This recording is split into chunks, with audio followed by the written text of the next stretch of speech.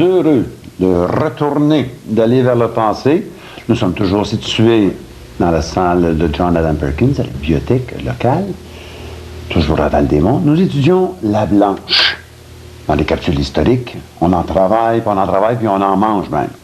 Nous sommes heureux de vous accueillir dans cet épisode où nous allons nous reculer pas mal.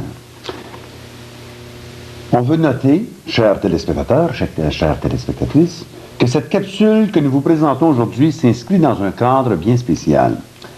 En effet, nous avons pensé au personnel enseignant. Non, c'est pas juste penser à moi, personnel enseignant en général, aux élèves et à toute personne qui serait intéressée à faire une recherche historique plus poussée. C'est pourquoi cette capsule aura un aspect plus pédagogique et se bornera exclusivement à l'histoire du village de Perkins. Pour ceux et celles qui voudraient des anecdotes savoureuses sur Val-des-Monts, vous pourrez vous procurer les cassettes sur la vie à Saint-Pierre-de-Wakefield et la cassette La vie à Perkins, disponible dans les bibliothèques. Nous accueillons encore avec joie deux personnes qui ont connu quelques coins, quelques belles histoires autour du village. Je parle de Mme Denise Charon.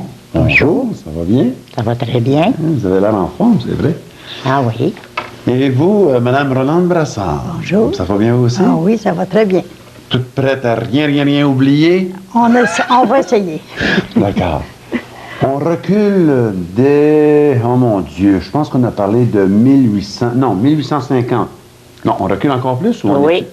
Bon. On recule jusqu'en 1791. 1791. Donc, il n'y a pas personne qu'on peut présenter avec ça, par exemple.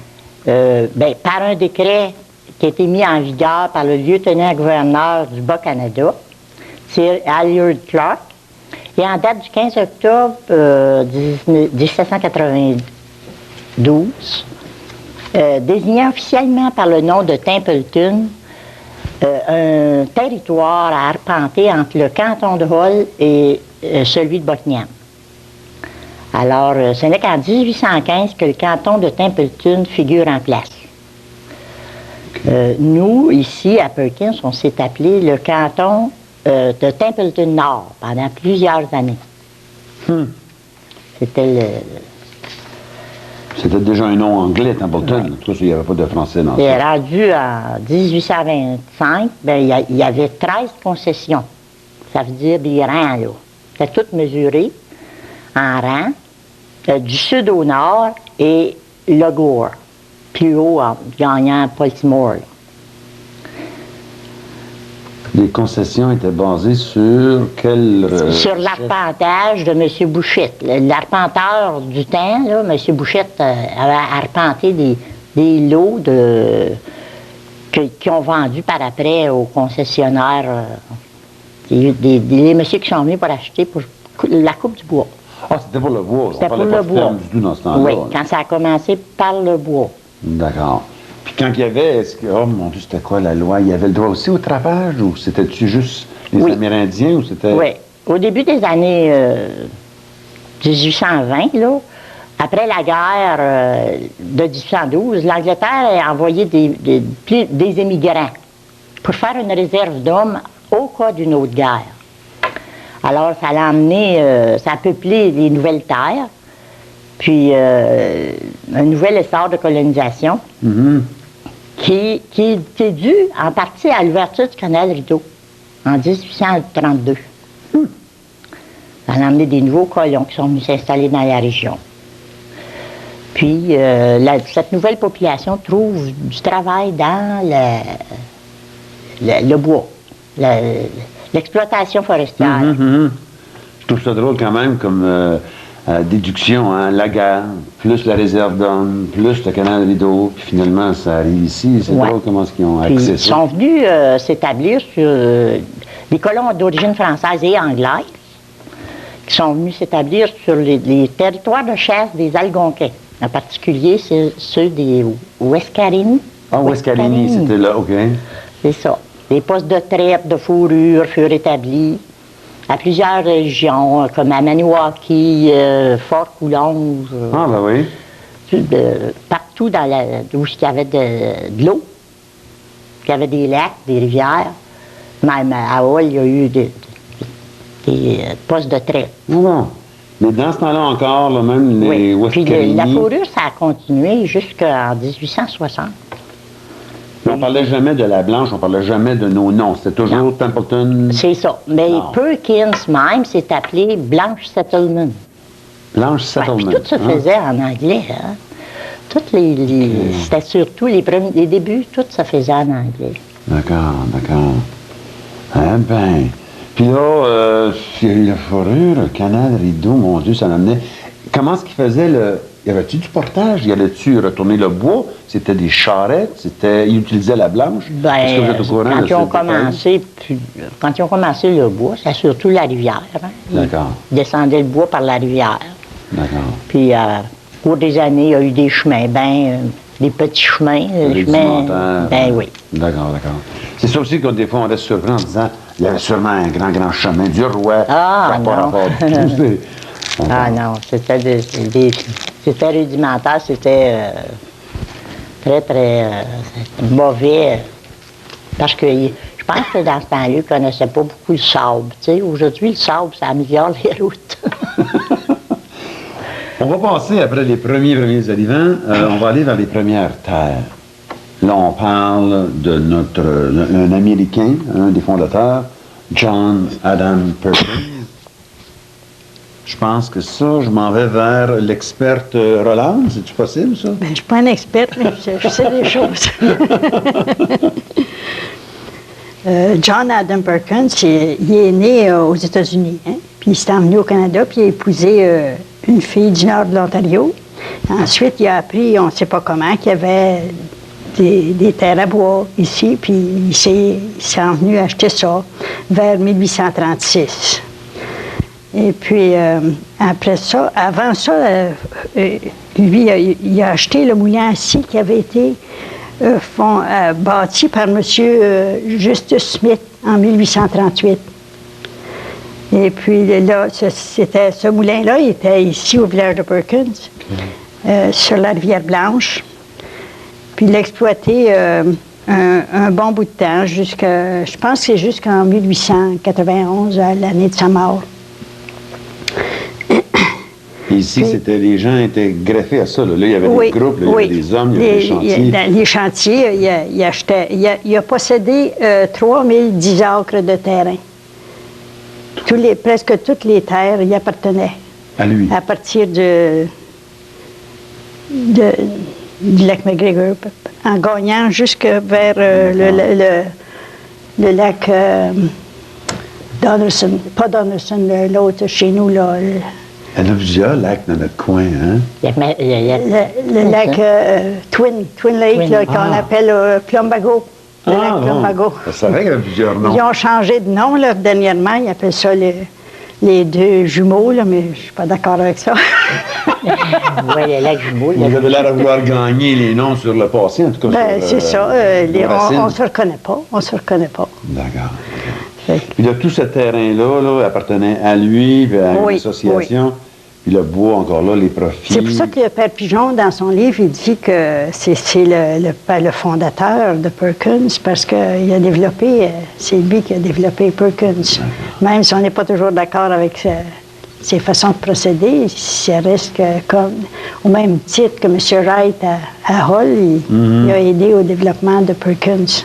Il y avait le côté économique, mais il y a eu quand même une vision plus globale d'élargir, d'accord? Oui, c'est ça. Petite question qui m'achale. Y a-t-il laissé des ancêtres, en fait, des enfants dans le camp? Il y avait un fils qui est décédé, je ne me souviens plus en quelle année, mais c'est sa veuve qui a hérité de ses terrains. Même la terre de mon grand-père a été achetée de sa veuve, Mme Éléonore Perkins. Éléonore Perkins. C'est ça, ça se trouve dans le rang 9. Le rang 8 plutôt, parce que c'est ça, le rang 8. La montée Beauchamp, à rang Saint-Pierre, c'est... Il y avait une maison extraordinaire, là, la grosse brique, comme les Anglais avaient, ou vous ne savez pas si sa maison... Vous voulez dire, monsieur... Perkins lui-même, là, au début, là, je recule. Apparemment, c'est dans le village, mais d'après ce que j'ai appris de M. Martin, il me dit, lui, que la maison où il habite, même la maison de ma fille à côté, là, ça a été construit pour les hommes qui travaillaient pour lui. Je ne sais pas si c'est vraiment ça, là. d'accord. Mais on dit ça. C'est très vieux, là. C'est une... je ne sais pas si vous avez passé, vous savez où il demeure, M. Martin? oui. Juste à côté, là, une maison à toit plate. C'est une des premières maisons. D'accord. Mais la grosse maison, pour voir comme tous les touristes iraient voir ça, il n'y en a pas de ça. Non, non, pas dans ce temps-là. Non, d'accord. D'après le Papillon, d'après les recherches du Papillon, M. Perkins n'aurait jamais habité à Perkins. Non, ça n'a pas l'air. Il venait travailler, mais il restait à Montréal. Ah bon, d'accord. Oui, d'accord. C'était à oui. Montréal. Je comprends qu'il n'y a pas eu de... Il n'aurait jamais demeuré, il n'aurait jamais eu vraiment de maison. Il avait sûrement une petite maison pour rester. Il ne voyageait pas chez eux tous les soirs.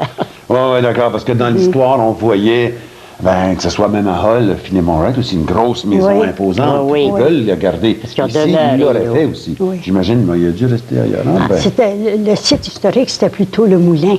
Le moulin à C'est ça. ski. D'accord. Il n'est plus là, là.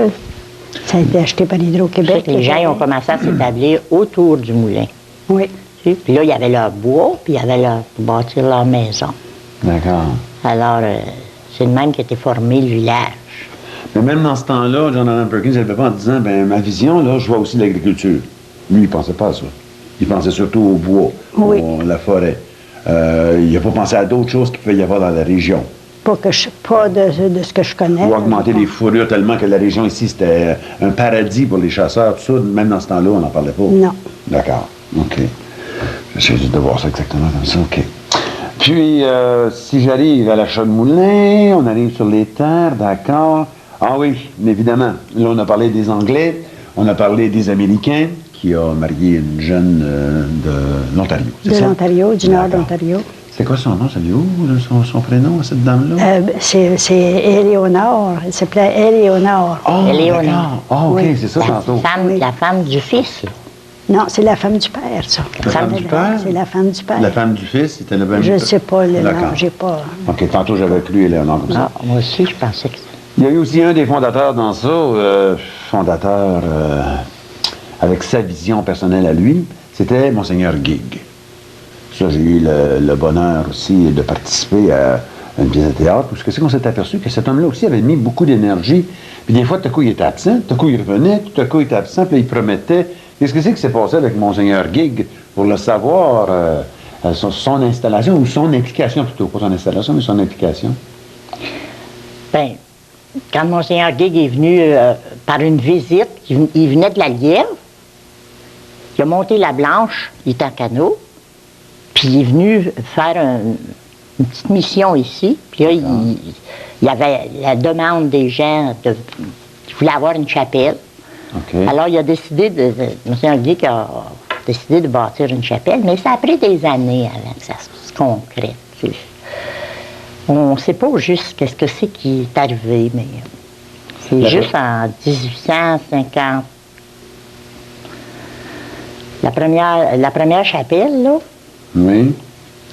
Est-ce que la première chapelle était ici même, ce qu'on pourrait appeler comme les Jean Perkins, ou est-ce que ça vient de Saint-Pierre, dans ce coin-là, dans le ruisseau Pélissier, je pense, ou ce que c'est qu'il y avait la première chapelle, ou elle était ici, la première chapelle, Elle était ou elle ici. était au nord de Baltimore? non, encore, elle était ici. Il y en avait une Elle était ici. ici, à côté de l'église actuelle. Là.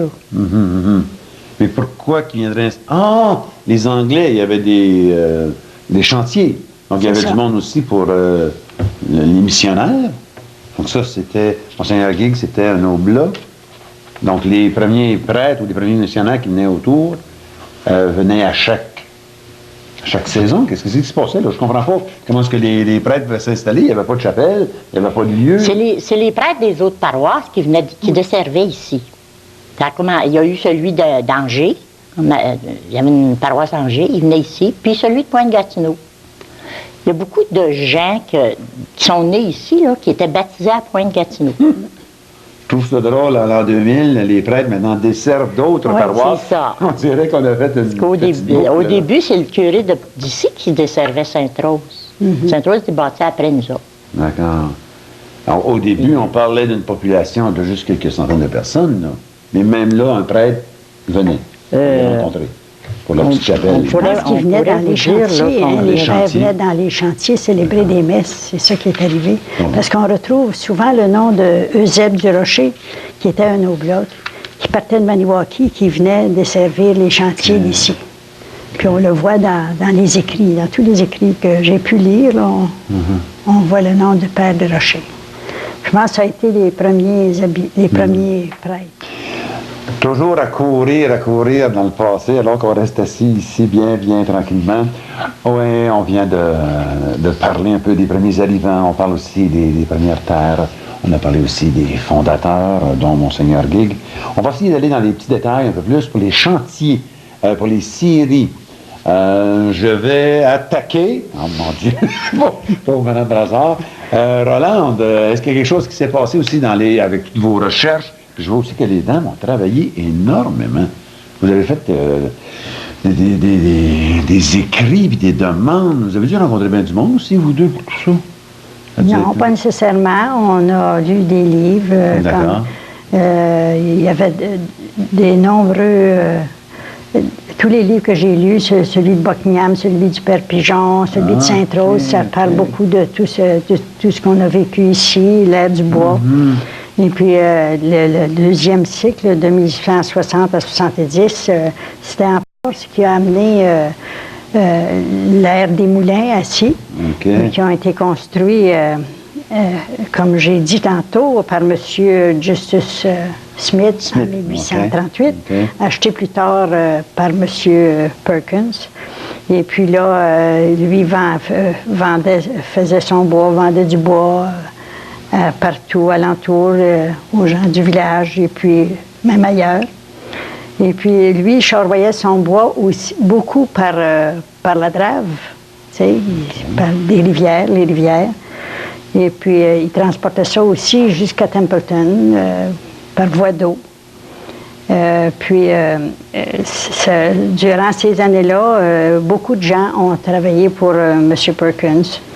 Ce qui a amené, puis il y a même eu des Indiens qui sont venus s'établir ici à cette époque-là, parce que c'était l'époque des nomades, c'est les Algonquins, les Ouescarénis. Puis il y a encore des descendants de cette famille-là, M. Hébert. Même le petit-fils, l'arrière-petit-fils de ces gens-là vit sur la ferme. Parce qu'au début, j'ai appelé des gens, des descendants.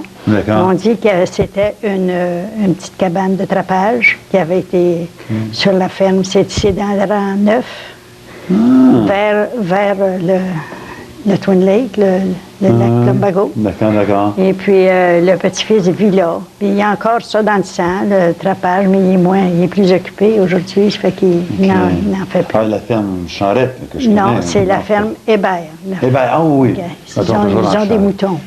Des moutons, d'accord. Oui, il y a plusieurs, même les Gonneville aussi, c'est toute la même famille, ça. C'est tous des descendants. C'était le comte d'Hébert, puis ils vivent encore dans le coin. Vous avez aidé à préciser que les Amérindiens étaient nomades. Il y en a quelques-uns qui se sont installés.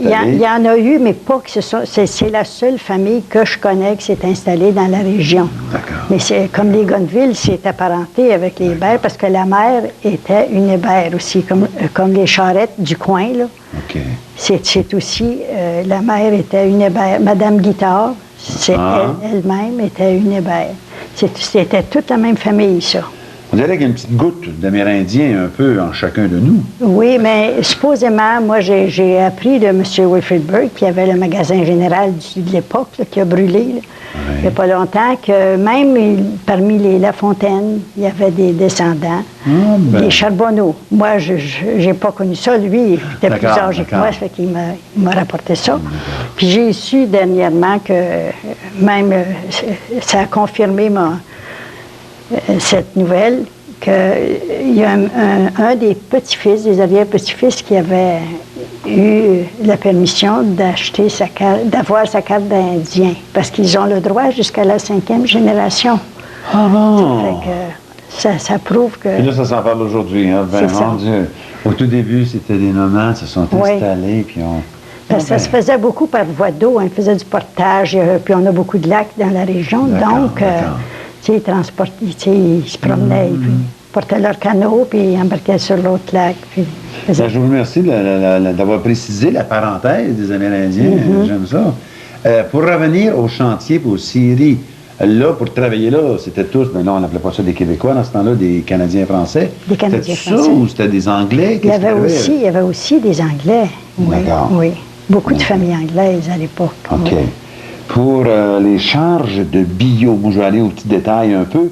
Il semblerait qu'il y a une experte pour les charges de bio dans votre recherche. Ben, aussi. dans la recherche, on s'est basé pas mal sur le livre du Papillon, La Blanche, là.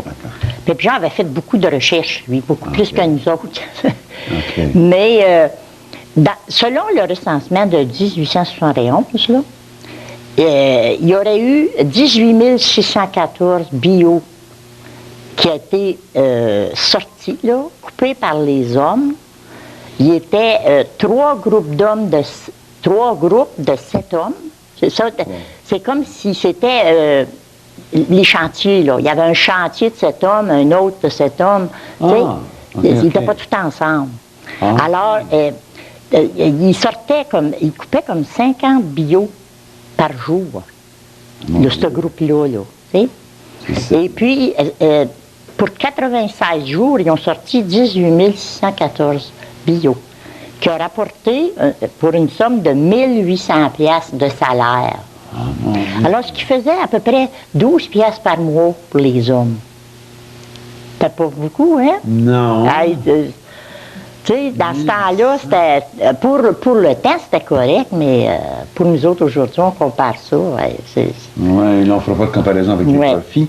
On va juste les salaires. Il était 7. C'est drôle, j'avais l'impression, avec les vieux films ou les chansons de Félix Leclerc, ou que ce soit, en reculant, il me semblait qu'il était un gros groupe. Il était 15, 20, 50. Ah, il y a dû en avoir plus que ça, là, depuis 1845, là, que ça bûchait. Ça, c'est les recensements de 1871.